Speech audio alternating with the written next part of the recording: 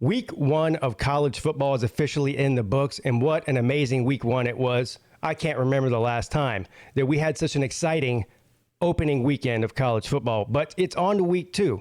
If you're new here, make sure you hit the thumbs up and subscribe button because I do these college football videos and live streams year round. Not to mention, every single Tuesday, which is today, I release my top 10. Now, unlike the AP, I start over each week, so I don't set my rankings and then move teams based off of what I had them at the week before. I look at every week as a new season, sort of the way that the college football playoff claims to do.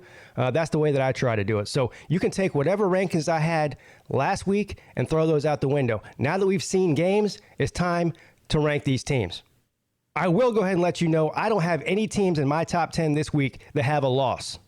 Now, as the season goes on, of course, we'll start to have one-loss teams and maybe even eventually two-loss teams make it into the top 10, but not after week one. Now, I would like to give an honorable mention to number 11 on my list, which clearly you're not going to see here because this is a top 10, but number 11, Miami, who hung 70 on Bethune-Cookman. Now, we can laugh about Bethune-Cookman all we want to, but the bottom line is they went out and scored 70 on them, and so that's what they have to do, and that's what they did. And of course, Miami has a lot of potential to climb way up this list as the weeks go on. Now today, I'm going to start out with both number 10 and number 9, and you'll notice they're both ACC teams. Coming in at number 10, Florida State, and coming in at number 9, Clemson. Now, I could have flipped these two back and forth. Actually, if you even want to add Miami in there at number 11, it was hard for me to rank Miami, Florida State, and Clemson. You could really put them in any order as far as I'm concerned. I'm seeing mixed reviews on Florida State's performance in New Orleans this past week. From my perspective, they're way ahead of where I thought they would be week one of this season. They have a quarterback who's the real deal. The offensive line is massively improved, and the defense looks legit. The criticisms I hear from people is, oh, LSU's no good. Brian Kelly's in over his head. He doesn't have the locker room, blah, blah, blah, this and that. The bottom line is LSU has one of the most talented rosters in all of America. That team is loaded with NFL players. Florida State went on the road and beat them. I don't care if it's by 1 or 100. A win is a win is a win. And honestly, they look like the better team all night long. So shout out to the Noles for looking better than they have in years. Now, Clemson at number 9, obviously I'm a Clemson fan. I could go on for 2 hours and make a 2-hour-long video about things that I was pleased with last night and things that I was displeased with last night. But they did go on the road against a conference opponent and come out with a decisive 31-point victory. The defensive front seven for Clemson is as advertised. I still believe it's the best front four, maybe the best front seven in all of football. Clearly, if you watched the game last night, which I'm pretty sure you did, the offense left some things to be desired and they have some things to get worked out. I believe that the next 3 weeks or so will be an audition for Cade Klubnik to potentially take DJ's job. DJ didn't play great last night. There was a lot of flashbacks of what we saw last season, but again, it wasn't all his fault. There was several issues that need to get taken care of on the offensive side of the ball.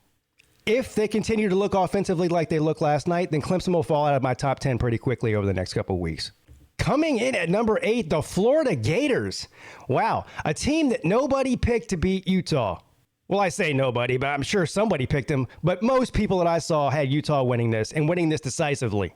Now, this was a good game. It was a close game, and Utah played good. So don't get me wrong. I mean, it was a tough game for Utah to come on the road all the way to the East Coast and play a Florida team in the swamp.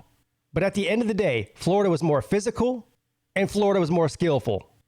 Another team that I believe, sort of like Florida State, is way ahead of where I thought they would be at this time of the year. Coming in at number 7, Texas A&M, 31-0 victory over Sam Houston, which is what they were supposed to do. This is a confusing team. I mean, Sam Houston's not very good, but they did go out there and do what good teams do and shut them out. I think we're going to learn a lot more about Texas A&M over the next few weeks, obviously, once they play some better teams. I mean, honestly, I was just trying to pick 7 teams or 6 teams better than Texas A&M or 3 teams worse, and this is where they fell in my top 10. But I do look forward to seeing what the Aggies have in the coming weeks. Coming in at number 6, the Michigan Wolverines with a decisive 51-7 victory over Colorado State. The defense looked amazing. There was 440 yards, I believe, of total offense. Most of that was rushing. We saw not a particularly flashy performance by any of the quarterbacks that played. I believe they played 3 quarterbacks. But Cade McNamara had something like 9 of 18 for 140 yards and a touchdown. Nothing flashy. J.J. McCarthy was 4 for 4 for 30 yards or something like that. And I also believe he carried the ball 3 or 4 times. So we're going to see a quarterback competition play out over the next couple of weeks.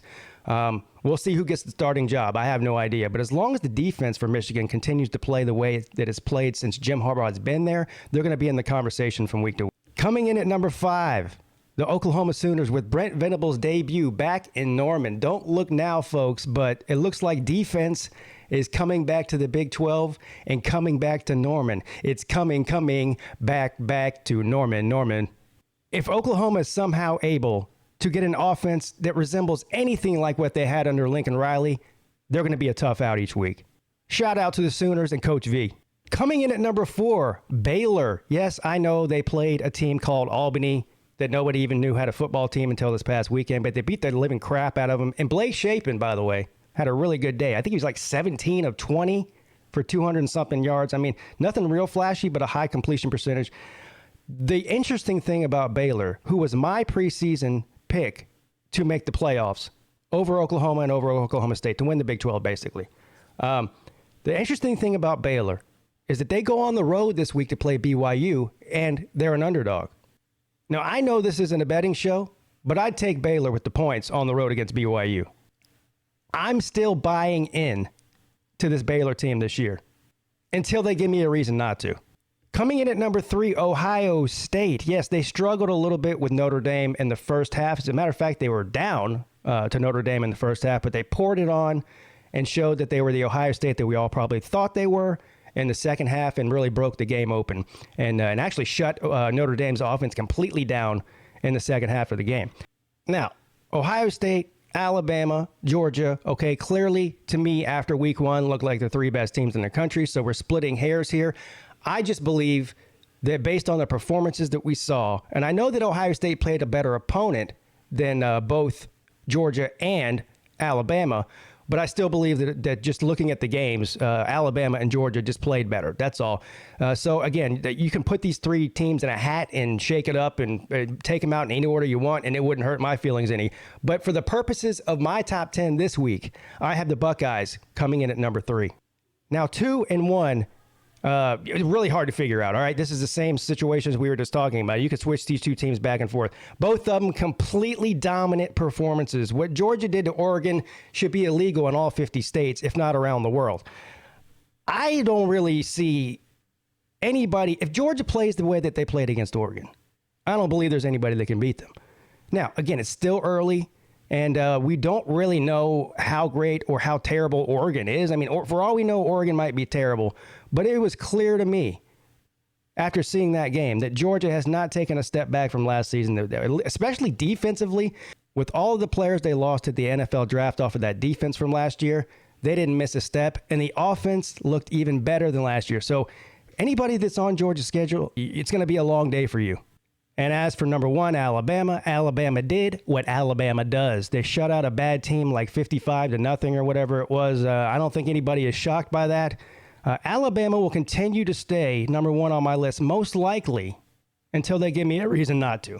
Or until one of these other teams like Georgia and Ohio State has a decisive win over a better team than Alabama that week.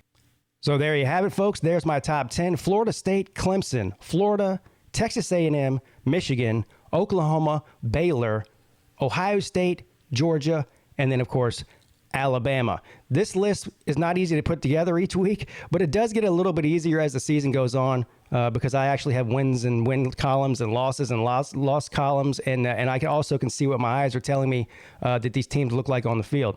So if you have any questions, criticisms, comments, leave them below. I'll be happy to answer them. Other than that, have a great day.